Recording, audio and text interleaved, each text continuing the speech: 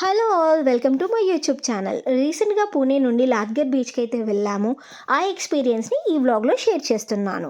లాద్గర్ బీచ్ని ఎందుకు సెలెక్ట్ చేసుకున్నాము అంటే this is the one of the closest and also cleanest beach to Pune and it is a perfect holiday gateway.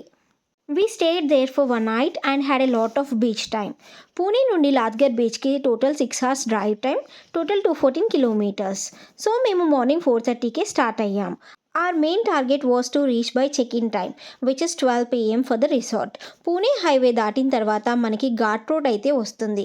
ఇది ఒక adventurous trip అని చెప్పొచ్చు. ఒక సైడ్ చూస్తే సముద్రం, ఇంకో సైడ్ చూస్తే పెద్ద లోయలు, మధ్యలో రోడ్ వ్యూ అయితే చాలా అంటే చాలా బాగుంటుంది. ఈ రోడ్లో మేము 2 hours జర్నీ అయితే చేశాము. హైట్స్ అంటే భయం ఉన్న వాళ్ళు, అదే అండి ఆక్రోఫోబియా ఉన్న వాళ్ళు ఈ జర్నీని అవాయిడ్ చేయడం బెటర్. ఎందుకంటే పై ప్రాణాలు పైకే పోతాయి. ఘాట్ రోడ్ అలా ఉంటుంది. ఘాట్ రోడ్ దిగిన తర్వాత కొంచెం కార్ ఆపి ఫ్రెష్ అయ్యి బాడీ స్ట్రెచ్ చేసుకొని టిఫిన్స్ చేసి మళ్ళీ స్టార్ట్ అయిపోయాము. ఇక్కడ పూణేలో టిఫిన్స్ అంటే ఏదో కాదండి, ఓన్లీ పావ్ బాజీ, అది తప్ప ఇంకేం దొరకదు. పావ్ బాజీ తినలేని వాళ్ళు ఇంట్లోనే టిఫిన్స్ ప్రిపేర్ చేసుకుని తెచ్చుకుంటే బెటర్. ఎంతైనా మన హైదరాబాద్లో ఫుడ్ ఉన్నట్టు ఎక్కడ అవైలబుల్ ఉండదు. కార్ ఎక్కి కళ్ళు మూసుకొని తెరిచేలోపు 12 అయింది. రిసార్ట్ కూడా వచ్చింది. కరెక్ట్గా చెక్ ఇన్ టైంకి అయితే రీచ్ అయిపోయాము. మేము బుక్ చేసుకున్న రిసార్ట్ నేమ్ వచ్చేసి బ్లూ బ్రీజ్ అన్నమాట.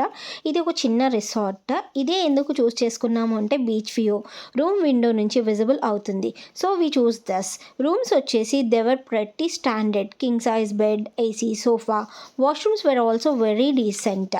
జర్నీ చేసి వచ్చాం కదా, రూమ్లో అలా కింగ్ సైజ్ బెడ్ చూడగానే అందరూ అలా నిద్రలోకి వెళ్ళిపోయారు. అరౌండ్ 4 o'clockకి బీచ్ కోసం రెడీ అయ్యి స్టార్ట్ అయిపోయాము. It's not a private beach but it is a right across the resort. We're a family which loves water. మస్త్ ఎంజాయ్ చేసాం అందరం. పిల్లలైతే 2 days ఫుల్ వాటర్లో ఆడుకున్నారు. మేమైతే ఒక బాల్ని తీసుకెళ్ళాము. సో బీచ్లో అలా సరదాగా గేమ్ ఆడుకున్నాము. సన్సెట్ వరకు అలానే బీచ్లోనే ఉండి సన్ వ్యూ కూడా ఎంజాయ్ చేసి బీచ్ నుండి రూమ్కి స్టార్ట్ అయిపోయాము.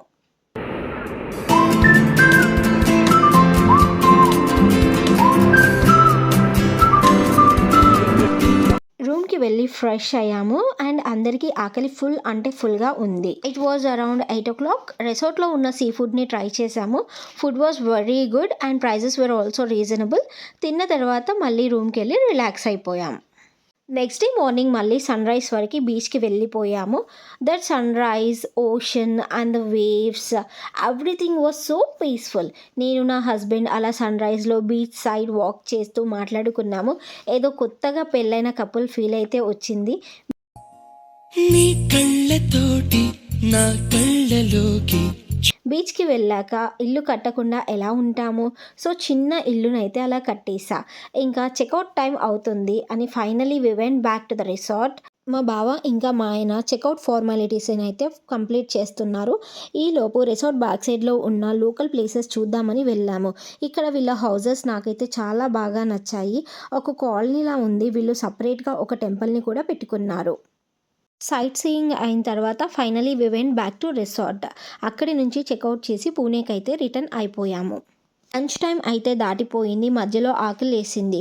సో ఘాట్ రోడ్ ఎక్కక ముందే మేము మా ఫ్యామిలీ అంతా కలిసి మంచిగా ఫుడ్ ప్రిపేర్ చేసుకొని సరదాగా టైం స్పెండ్ చేసి అలా తినేసి స్టార్ట్ అయిపోయాము.